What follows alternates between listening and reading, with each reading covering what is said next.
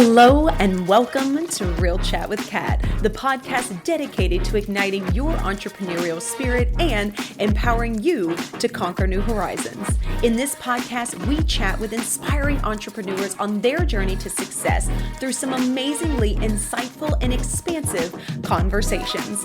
These episodes thrive on thought-provoking chats where our guests fearlessly explore their path to success, sharing their experiences, failures, and triumphs. No topic is off limits as we deep dive into the talked about and not so talked about pieces it takes to build a business, overcome limiting beliefs, deal with personal struggles, and everything in between that shapes our lives and our businesses. I'm your host, Kat Polsonelli, creator and founder at The Lotus Effect, where we believe that success is not just about strategies and tactics, it's about cultivating a powerful mindset and creating customized business operations that align with you and your true purpose. Whether it's mastering time management, improving productivity, enhancing leadership skills, or simply fostering a growth-oriented mindset, we'll provide you with the tools and strategies to flourish in both your business and personal life. I'm so excited to have you join us today in this episode, so get ready to feel empowered and inspired as we learn together and from one another on how to rise above challenges, break through limitations, and unlock our full potential. Let's dive in.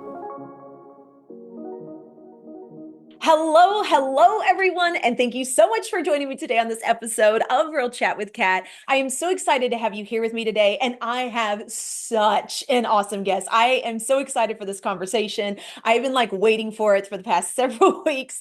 Andrew had no clue, but it's okay. So I am super excited to introduce Andrew to the podcast. Andrew, thank you so much for being with us today. Thanks so much for having me on, Kat. I am also super excited about this conversation. It's going to be a good one. Oh, it's going to be such a good one. All right, you guys, I know that I have phenomenal guests back to back to back, but there are just some that really, really connect and touch my heart in the way that I really feel like they're going to impact you as an audience as well. So I'm super excited to dive in. And speaking of diving in, then Andrew, please do us all a favor and tell us who you are, what it is that you do, and what got you into that space. Well, accidents, as we all get to anywhere that's really purposeful in life. But my name's Andrew, Andrew Dewar. I'm from 5 Year U. We help people discover their true life purpose, and we coach people to create a life of meaning and purpose rather than living life by accident.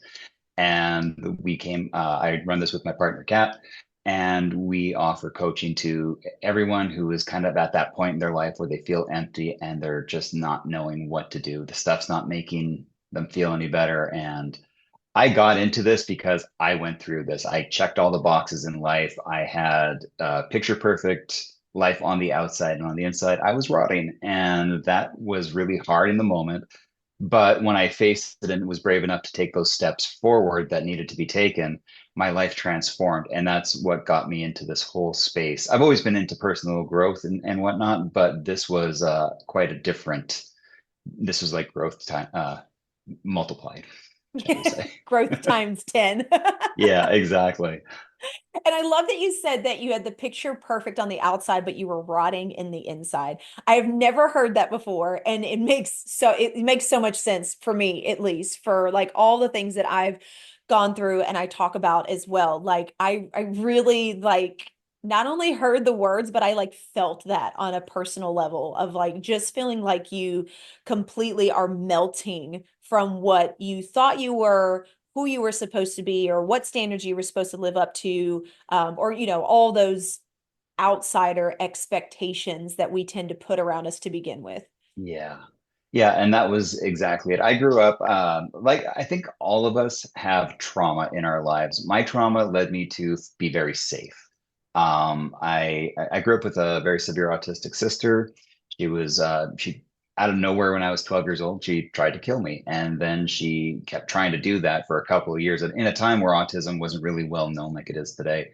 And this completely changes who you are in these moments in childhood, whether it's, something at school, friends, family. We all have those really hard moments. Nobody's trauma is better than anybody else's, and nobody's is less than anyone else's. We all just have our experience.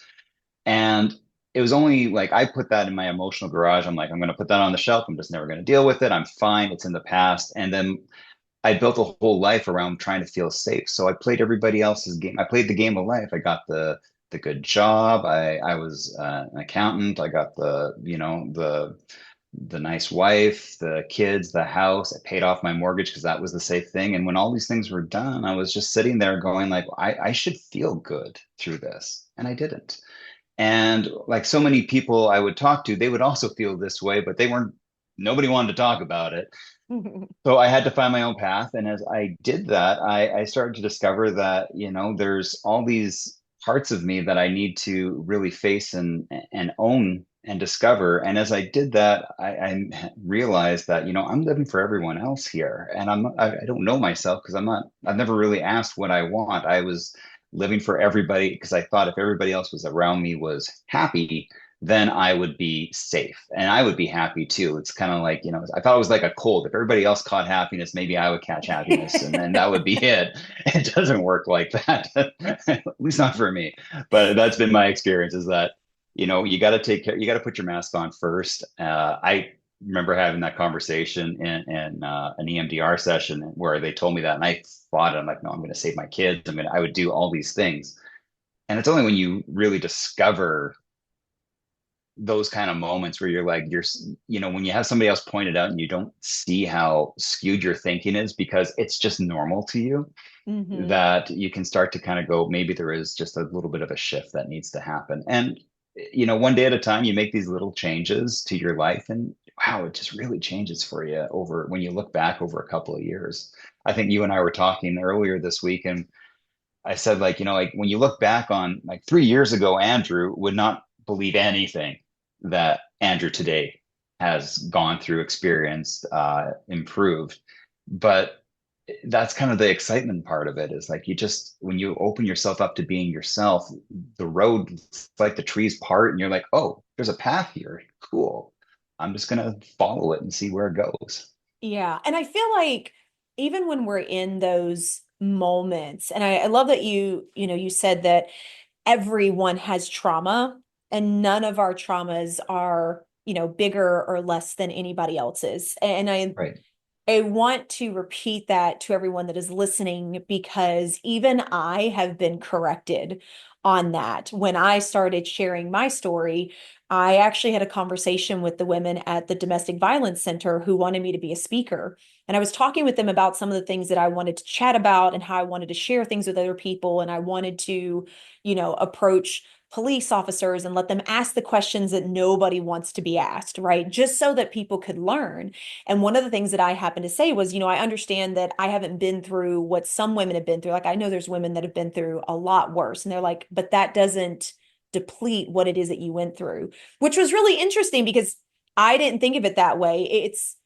It's something that the brain kind of I feel like automatically plays on us because it's either something is right or wrong or something is better or it's worse. We have as a society a really hard time, and we're not taught this, that there is a space of neutrality where we're all kind of on the same level. There's so Right. much competition and there's so much guidelines that we're supposed to follow that it's like it's so automatic we don't even realize that we're doing it. So I just wanted to bring that point out to people that like even if your trauma was when you weren't a child, even if it was in your young adulthood, right? Mine was a lot of my trauma came from the age of 18 to 28. That doesn't mean that that's any different than someone that went through childhood trauma. Now, did it affect them differently? Yes. Does it affect how they may grow up or how they may shove things down? Yes. But we do have to find worth in our own situations. And so I just think that's really important to bring up because I do feel like there is always a competition when it comes to things in the way that we discuss stuff. I agree. I think in those particular moments when we're having those thoughts about like my trauma isn't as bad as person A, B, C, D through Z. Sorry, you guys say Z. Nice. Canadian came up I through there. got My it. bad. My bad. So But when we look at our things, 'cause I was doing that too. It's like, well, it's not, I didn't grow up in a war-torn country. This didn't happen to me. This didn't happen. That is like your ego's way of protecting you and going like, you don't have to worry about it. Like you just, it's a protection mechanism where you're like, I don't have to worry about it. It's not that bad. And what it's actually doing is diminishing your own worthiness within yourself, which is a big thing for everyone. Everybody I've worked with, we all have worthiness issues. It's universal. And when we can look at those things and go, you know what? Yeah, I wasn't, you know, I wasn't abused as badly as somebody else was, and my situation isn't the same as this other person's, but it's mine. You're having your life, and you're trying to not get into that problem to feel it, and that's okay. It's just kind of knowing that, you probably need somebody to say your trauma was valid and it's yours, and it's what you went through, and God, it's hard, and that's okay. Don't diminish it because somebody else had a different experience, because that's just hurting you. That's just delaying what you're trying to go through Hmm. I and love that heal. so much. And you're so right. Like, oh, there's so many layers and levels into this one. But go down a rabbit hole. But one of the things that I find really interesting is the way that we process things, regardless of age, and then the decisions that we make out of it. And what I have seen consistently with a lot of my guests, and myself included, is we go through these experiences, we believe that it's not that big of a deal, or we're already through it, so we don't need to deal with it anymore. And so we just push it down in this box. And then what I have really noticed, and I'd love to know if you felt this way too, is it's almost like logic overtakes everything else. Like we start to kind of shove out the rest of the emotions. We start to kind of push out having to deal with certain things or wanting to deal with them, almost like, yes, a protection mechanism, but it's kind of like a way to disconnect as well. Mhm. And I feel like then that's when we go into like the safe job and the safe family. Like we start to look for ways to follow a protocol, because a protocol means we don't have to figure out the unknown. When what's really interesting is once we make the decision that protocol doesn't work for us anymore, that's when we tend to step into the forest and start looking for the path that is not necessarily carved out in front of us, which is really, really interesting. And I think that when you decide to step into the forest, that's when like the whole world really starts to open up. And then that's when you have to really not relive, but decide if you are going to handle the things that you thought you were done with, and finding a way to, like you said earlier, healing from them and learning from them so that they don't necessarily have you chained up anymore. You can Yeah. actually leave them in the forest. You can bury them somewhere. You can let them go back into the earth, and you can continue to move forward so that you can continue finding the light. Yeah, let's use that forest metaphor. Let's go really deep on this one because it's fun. Okay, So, I'm game. let's pretend like the trauma is that really old tree that's rotting. And it's, for whatever reason, it's holding on because there's something we need to learn from it, whether it's acceptance, forgiveness, self-love, worthiness, power, enoughness, whatever that is for us. There's a lot of things that happen. Our subconscious is holding on to it because it's like maybe there's something we've missed here, and maybe it's to just embrace your story. Everybody's journey is different. I'm not going to speculate. So once we can kind of go to that old tree and go and just kind of push it over and go, I got it, I understand this message, then it becomes, it composts, it decays, it disappears into the collective forest, and it becomes a fertile ground for new, better experiences to grow. But nothing can grow in that spot until we take out the tree by the roots and let it do what nature had always intended it to do, was to serve its purpose and then become a breeding ground for something better. Is that good? I'm trying to I think if that was a good think metaphor or that not. is like the coolest metaphor ever. So like I just Wow, I pretty was sure I shocked. just I'm pretty sure I just like played the whole scenario in my brain. I'm a very visual person anyway. So, but like that makes so much sense because if you think about what people talk about as well, as they're growing is they had to let a form of them die in order to be able to rebirth anew, right? We talk about Yeah. the caterpillar that turns into the butterfly. We talk about the phoenix rising from the ashes. Like we talk about these metaphors around rebirthing and kind of starting anew. And I've never Yeah. thought about that in regards to the trees. I mean, because they're doing the same thing. I'm so stealing that from you, just so you know. So let's Thanks. I make coffee once in a while as a thank you. Or good. No, I'm just kidding.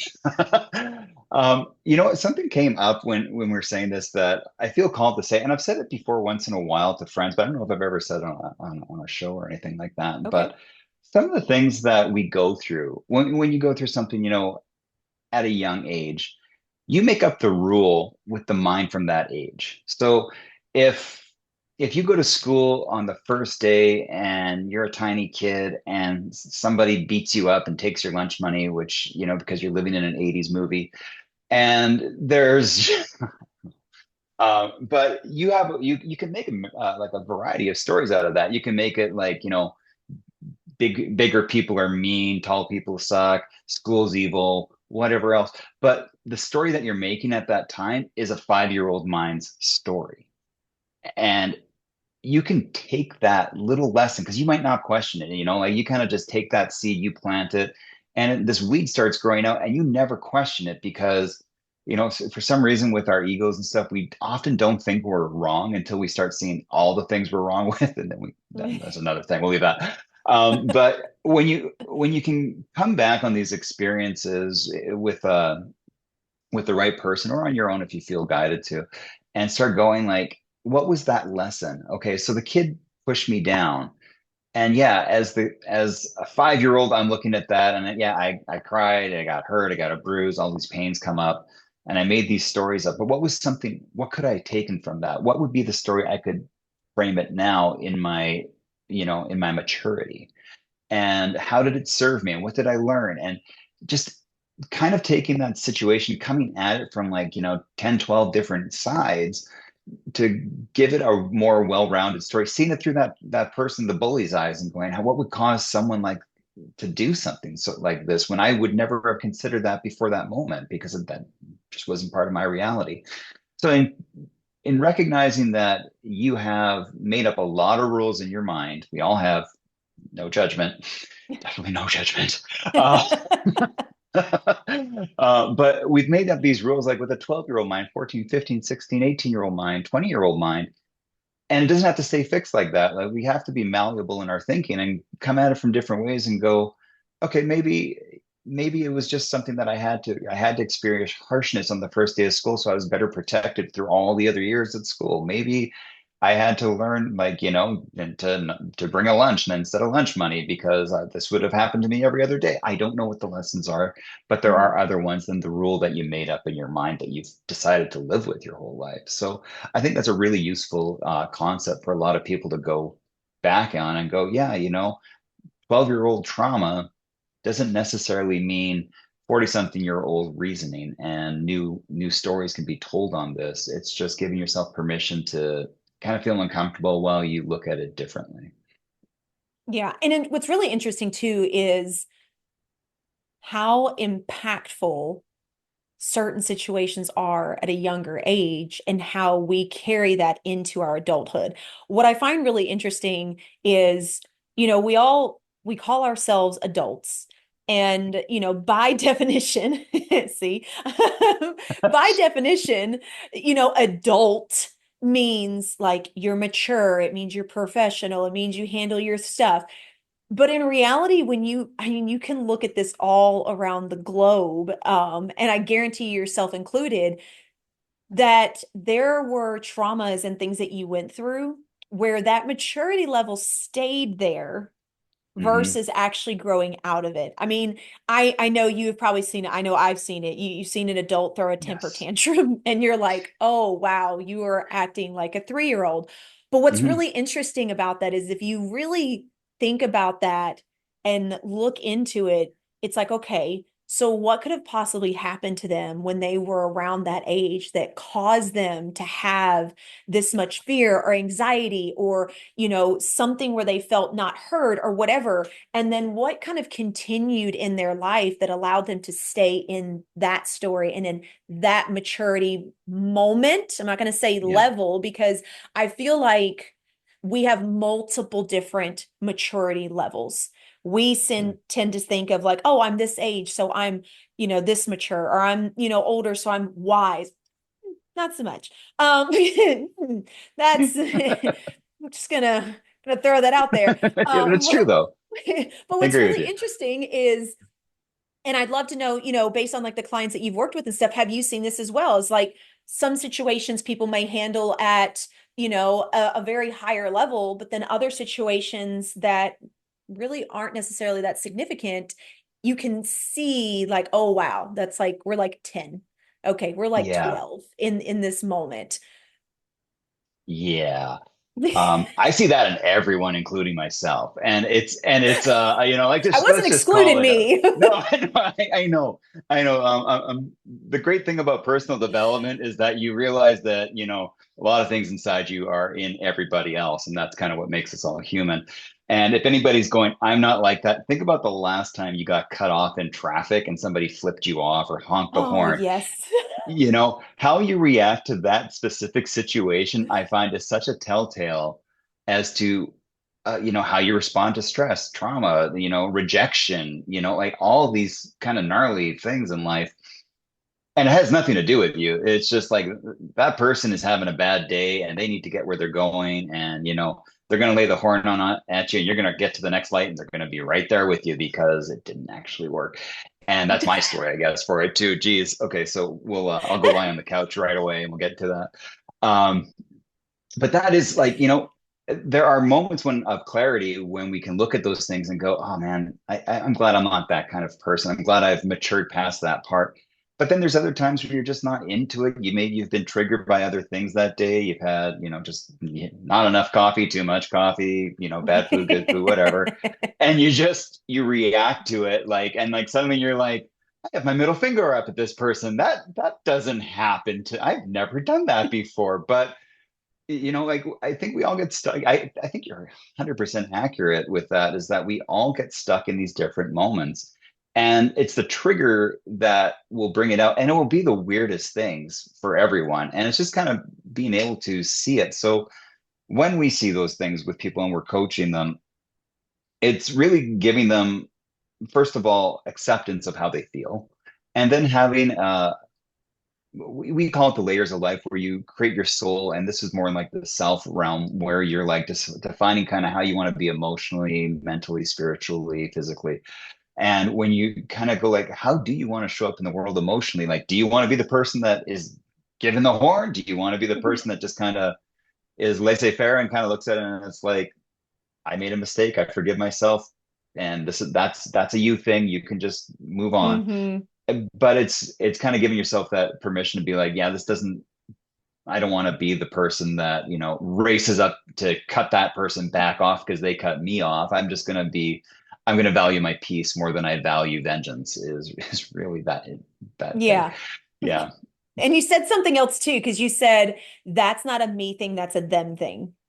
Mm, Let me it's always repeat a that. them That thing. is not a me thing. That is a them thing. I think that that is another key piece to the reasons why we react to certain things. And that may stem from childhood, that may stem from a traumatic event. There's all kinds of things that come from it. I say don't necessarily focus so much on trying to figure out the root cause, because sometimes you may not know until like one day it just pings and you're like, oh, that was it. Okay. Yeah. I have quit trying to figure out the root reason, because that was something when I first started healing that I was like, okay, I've got to figure it all out. I've got to understand it. I've got to know what the root is. And then when I know what the root cause is, then I can let it go. And I've realized that you're not always going to know, right? And we No. don't need to know that in order to let something go. So I love that you said it's not a me thing, it's a them thing, because we tend to take so many things so personally. We take it as an attack on ourselves for Hmm. whatever reason, whether it's because we are self-conscious, we are not feeling worthy about ourselves, however we intake that information, but we're making something that has absolutely nothing to do with us. We were just a circumstance that was in the way, and we make it all about us Yeah. versus what I have learned to do, which is I'm in a good mood. I'm fine. That's a you thing. Like, that's not my fault. That's a you fault. You are dealing with whatever. You are going through whatever. I send blessings your way, and I hope everything works out. And what's really interesting is, you said a few minutes ago about when you're on the road and when you get cut off, think about how you react and kind of use that as, almost like a baseline. And what's really interesting is I did a little bit of the reverse when I started working on how I reacted to things because I am Italian and German, okay? There's a lot of anger. There's a Okay. lot, and I'm only 5'2", so I already get made fun of for having more anger than everybody. But I've always been a fiery person. I've always been a hothead, and I don't back down.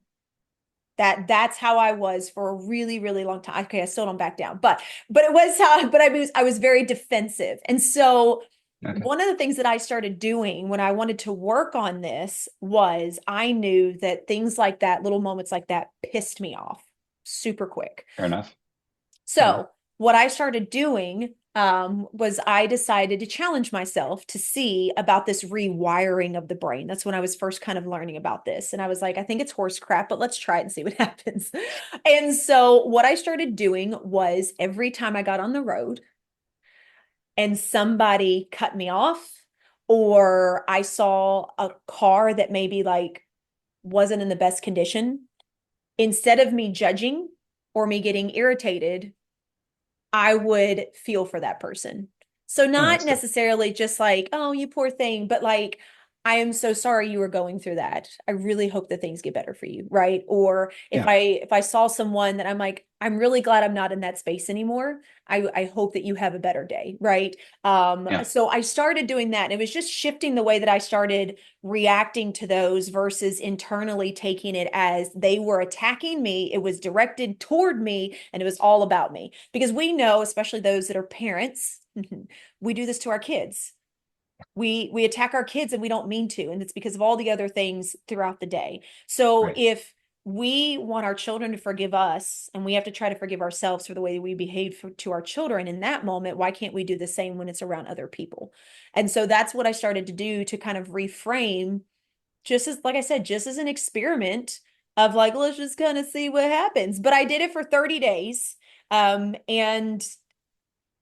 it doesn't bother me now. Like it really honestly doesn't. Like I was really able to let go of feeling like it was directed directly toward me. But what's really interesting is that then started to ripple out onto other things, because then I noticed that other situations didn't frustrate me as quick. Or if my kid lost his cool a little bit because he was having a moment, I didn't take it as personal, which Right. then led to the ability to lean in with curiosity and ask questions to really decide, is this a me thing or is this a you thing?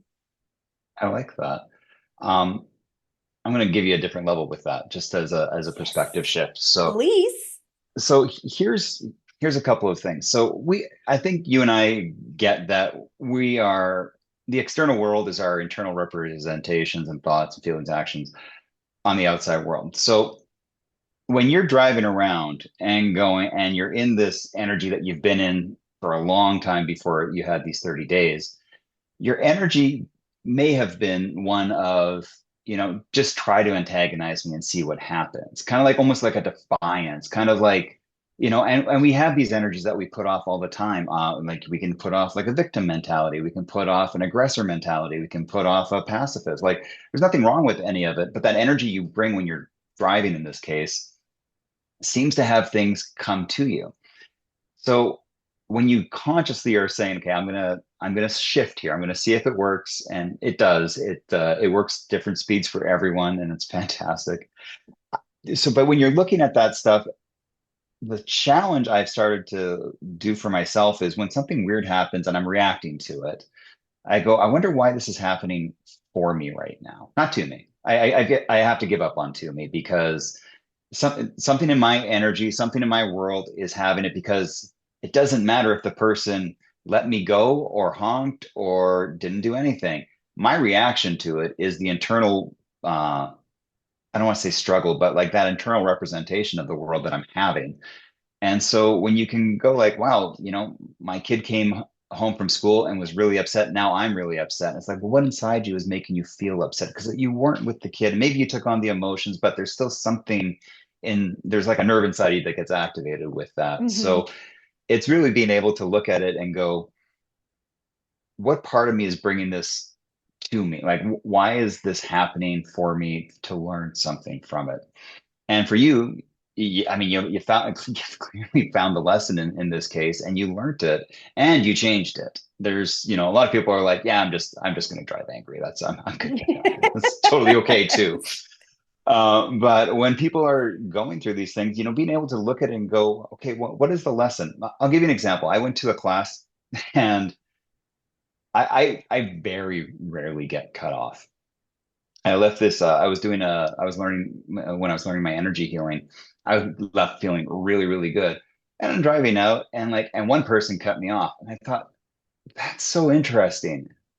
And I'm like, okay, and I just kind of shrugged it off. Two more people cut me off in the next 10 minutes, and it's like it's a Sunday afternoon. It's not like a bad work day or something like this. It's like Sunday supper time, and I'm like, and I do a lot of reflection and stuff. I'm like, clearly something was happening to test me to make sure like this calm was it.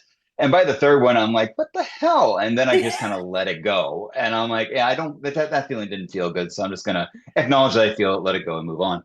But it was really, really interesting that sometimes we're getting tested to see if our resolve is there. And I'm sure when you did your 30 days, you probably got cut off a little more than you expected. And maybe even towards the end when you're like, I think I'm doing good with this. And then it's like you get cut off a little bit more and you're like, oh, I'm still doing good, or, maybe I slipped for a second, but came right back to this new status that I wanted to be at. It's just really interesting when you shift the life happening to me to life happening for me, how things in your environment really do change. And it's Mm-hmm. it's kind of I'm gonna get the expression wrong, but it's like when the way you see things change, the way I can't get it. But basically when you change how you look at things, things look at you change. It's a There you perceptual go. thing. There you go. I Do get it. not I come to me got for it. I accurate knew. quotes. That's okay. I can't remember half of the ones anyway. But I love this too. I love this though because it, moving into a little bit of a conversation I'd like to have anyway is you are shifting your energy, which means you are changing your energy, which in my personal opinion also can lead into energy healing because we Yes. are so affected by so many things on so many levels on a day to day to day basis. And, Yeah. some people may take in other people's energies and emotions and things a lot more than other people. And I feel like we as a society don't realize that we need to cleanse from that. We need to have a fresh start, right? So you hear people talk about like grounding or breath work or energy healing and all of these different things and what they are supposed to do for you. Now, I personally have seen it help me tremendously. You also have to be open to it, to realizing that That's like it. you just need to let shit go. Saying. There there you go. You just need to let shit go. But in your eyes and what you do, because you do energy healing and theta healing, which I think is just the coolest thing. By the way, you guys, I got to do a session and it was flipping phenomenal. So if you're ever thinking of doing something, you should definitely hit Andrew up. But it's my little plug. 5yearyou.com. But where do you feel like that can help people if, let's say, someone is interested in, like, I know I have all these agitations, or I know I have all these things built up, or I'm in a really stressful environment. I can't necessarily get myself out of it at the moment, but I feel like I need to be able to let things go. Where can you give them direction? Where do you feel like energy healing and stuff like that fits into those scenarios? Because I feel like sometimes people just want to like jump into it and be like, this is going to solve all of it. So I'm just going to come right to you. But we also understand that there's a level to that as well. So can you elaborate? Yeah, I think so. I'm going to preface this because I know there's people out there going like, "Oh, they're talking about energy stuff and this, I don't get this." If you're listening to this, I was an accountant before this, and my world was very, very much 3D, very much, like spreadsheets, computers. If you told me energy existed, I'm like, okay, like in an electrical socket, that part I get. But the more I've learned about physics and like quantum and all these other things, it's like it really is everything. We are made up of energy, and once you open up to just that possibility, you start to see that, how you think changes how you feel. And your mind is this supercomputer that is processing stuff. And some of it might be stuck, like we talked about, with a 5-year-old mind, 12-year-old mind, 18-year-old, 20-year-old mind, because it never it got stuck. Totally okay. So when you're noticing that, I always get angry you know, uh, when my boss uses a particular word. What I do with energy healing is we get to the root cause, and we go into the forest, and we find that root of whatever it is that's not serving you anymore, and we're going to pull that out, and we're going to put something nice in there for you. So um, when we're doing that stuff, and if you're at a point where you're like, I just need to get work, you can search for an energy healer in your area or online. I work online exclusively. I have a friend's clinic that I go to once in a while in Atlanta, but that's about it. But the nice thing is now, like, it's energy, and you can work remotely on. And you and I, like, you're in Nashville, right? And I'm in, Winnipeg, Canada, and you have these moments, and it's like I'm still like after every session, I'm like, this is just the coolest world that we're in, and I wouldn't have seen it had I stayed on a spreadsheet. So first of all, just being open to stuff is the biggest part of it. And if that's too much of a leap for you, just try following your breath for a few minutes and notice that you're going to have a ton of crazy thoughts come in, and just let those thoughts kind of go, and they're going to keep coming in. You're just going to go, thank you. Thank you. Yeah, that guy cut me off. Yes, we know the guy cut you off. We've been on that a little bit too much today. So go. And, you just keep going with it. And then you check in before and after. And I think that's the thing that I missed when I was first starting this stuff. Like because I just started by meditating every morning for like 40 minutes, which is the most frustrating 40 minutes of my day. But eventually I learned to check in before and check in after. And there was just this huge change in my body, my energy, but in my body, I could feel like I was more relaxed. I was able to let those things that came up just kind of go. And then as time went on, I went through a bunch of different healing modalities and stuff that they all have their place. There's not one that works better than the other. There's one that works better probably for you. And the joy is getting to discover those things and to find out which one works best. But I think when you're just getting into this stuff, like there's the massage. Massage is an easy one. You can literally like just massage yourself. Give yourself a nice lymphatic kind of touch massage to get things moving. You can do breath work, you can do meditation, you can find an energy healer, and notice how you feel before and after, because I think that is truly the difference maker in your mind for going, wow, this actually works. Because I think a lot of times our brain wants to cherry pick stuff. So you go, you do the breathing, you feel really good afterwards. Then you get cut off again in traffic because that guy didn't go anywhere. And you're like, oh, I'm still mad about that, and it's like that wasn't the lesson. It was just that you could return to a lower baseline, a calmer baseline. And so you have to allow yourself this journey. And I think, yeah, I know when I started, I'm like, what is the thing that is going to fix me? And I'm using some giant air quotes with that for those of Oh, you yeah. listening. And I was never broken. And that was the thing I had to, even as I say that, I'm like tearing up as I say that right now. I've never been broken. I was always just perfect. And I forgot that. And it's just an unlearning that I've been doing for a very long time. And energy work can help with that. That is such beautifully put. And I love that, you say it's not that one modality is better than the other. It's just whatever works for you. I've had the blessing and opportunity to try a lot of different things. Okay. And there are some that I've done and I'm like, that wasn't bad, but it's okay. And then there are others that I'm like, oh my gosh, like that that made a difference, or that brought me so much peace, or that made me sleep better than I ever had before. And it's being aware of those certain things. And I think that we forget that we can start small and then kind of build upon that and see what kind of feels called to us versus us Yeah. like Googling what are all the different modalities of ways that can help heal me. And then like just trying a bunch of them, right? That's just like throwing the 52 card deck and hoping that you pick the right one that you Yeah. needed out of all those different things. And that was one thing that I didn't necessarily do in the beginning, but then I started learning that I needed to wait. And that was, okay, I want to learn all these things. All these things sound awesome. All these things could probably fix me at the time. And then it was realizing I don't necessarily think that that is exactly right. There was something that was intriguing, but now that I'm thinking about it a little bit more, Yeah. and it's realizing that your journey is unique and specific to you. And while, yes, it's going to overlap and you're going to have people that have similar journeys or some that are really creepily close to the same, but it doesn't necessarily mean that everything that they've done or they've gone through is the exact same way that you're going to heal from it as well. No. So it's a really interesting journey. I think that we forget that because we're so used to a book that tells us how we're supposed to do things or a protocol that we're supposed to follow.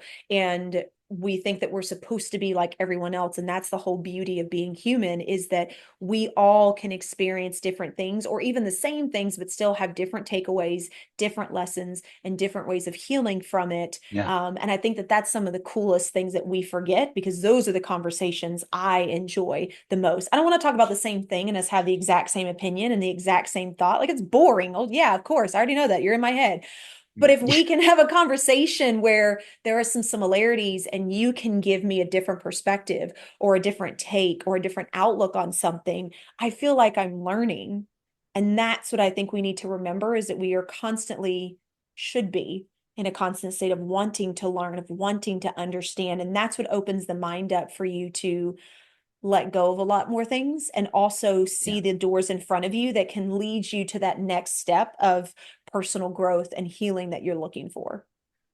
I agree completely. And not to, I know you want to have a difference of opinion and stuff, but what I would say is like our podcast, 5 Year You, talks about personal growth and these little things that you can do and stuff like that. And they all come out of our own personal experiences. So I think my whole journey started from getting a concussion playing hockey, and it I couldn't have imagined how it was going to go. And I've since looked back on my journey and like, oh, that had to happen for me to get to here. But I went to a chiropractor and that didn't work. And then it was my jaw was like I had TMJ, which is like literally your body like trying to have control. So I went to craniosacral and then I go into acupuncture, and that's when I kind of realized I had these unresolved traumas in my past. So I went to EMDR, and EMDR was amazing, but it's like really, really hard on you. And then that somebody suggested Reiki, and then somebody suggested theta healing, and like it, all these things just kind of show up. And but it comes from taking that first step. And I think we are so conditioned, and this is like just a drum I love to just bang on until it breaks. But we're so conditioned in life from school and earlier on to always get it right the first time. Like I gotta get 100% on my test. I was never like that, but I felt the pressure to try to be like that and to try to just be the best, to be 100%. And that's just one of those things that kind of holds us back when we're growing is that, well, I can't, what happens if I do an energy healing session and it doesn't work? What happens if it does work and you just never notice it because you actually just stop feeling that bad that you got so used to feeling, and now it's gone and you just don't notice it because it's just like that little itch, that you notice is there. But once it's the times that it's not there, you don't really notice that it's not there. Maybe it's just about taking that one step at a time towards your ideal version of yourself.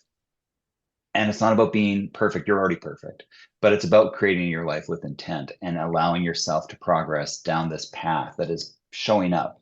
You're not, look, and I think I'm going to steal this from The Secret, but you can literally drive from New York to LA all through the evening, only ever seeing the next 30 feet in front of you. But you can do it without you'll get there, but you're not going to see the whole road. You're not meant to. It's boring. If you got to the end of your life right now and look back and said, oh, look, they threw a surprise party for me here. And look at this. I won this thing here and here and here. And you have to go back and live it. You're like, surprise. Yay. That, I knew that was happening. Here's your lottery ticket. Yeah, great. I know I win. It's just, it's great. I know I know what I do with the money too. So I'll just, that's not what life's about. Life's about discovery and growth and expansion. So that's kind of what I see when I think of like all these energy healings and these different growth techniques and stuff like that. It's just you're building a better version of you, not a more perfect version. You're just better, so you feel better, and that is way more important than getting it right out of the gate. And you might, and I don't think you ever, you either grow or you learn, and you can't really get it wrong. The only time you get it wrong in my mind is when you keep repeating the same mistake over and over and over and over again for years and going, why isn't my life changing? So, yeah, I lived that one for a little while. Yeah, likewise. Oh my goodness, Andrew, I could talk to you all day. You were like one of my favorite people to conversate with, and you've given so much information, and I think clarity and also openness for people to make decisions for what lies with them.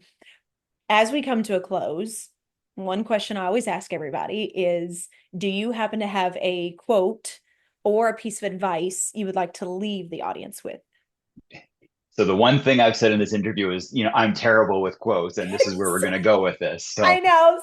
Embrace imperfection, folks. No, the quote that I always like is it's in the other room, and my son literally like etched this as a Father's Day gift on a piece of wood for me, and it's in the other room. But it's, don't be who everyone else wants you to be so they like you. Be you so that the right people love you. And I think that's kind of how I live my life now. So it's nice to be after the comma in that sentence. Oh, I love that. That's so beautiful. Well, do us all the favor then, Andrew. Tell everybody, how can they follow you? How can they connect with you? How can they be in your world?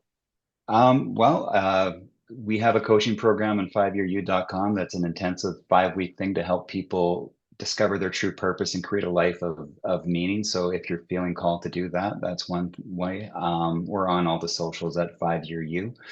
And I love a good conversation with everyone. So just feel free to reach out. I love meeting people. I love learning. And we offer, as a thank you for being on your show, Kat, we're offering 3 complimentary coaching calls to the first 3 people that reach out to us at hello@5yearyou.com, or they can go to the website and reach out through us that way too. So. Oh, I love that so much. Thank you, Andrew. We'll be sure to have all that information in the show notes as well.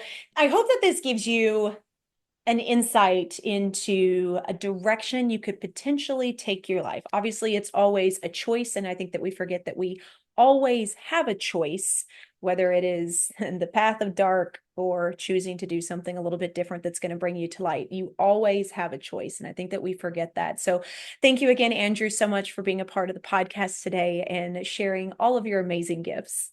Thanks so much for having me on, Kat. It's been great. You are so welcome. And to everybody else out there, be sure to follow Andrew if you're definitely looking for something different and you've tried some things, or, you're really feeling called. I definitely suggest reaching out. Andrew's Theta Healing session is by all means more than phenomenal. So I can't thank him enough for being a part of the show. Make sure you follow him online as well. And until next time, do one thing positive for someone each and every day and see the difference that it makes in your life. So until next time, have a fantastic day.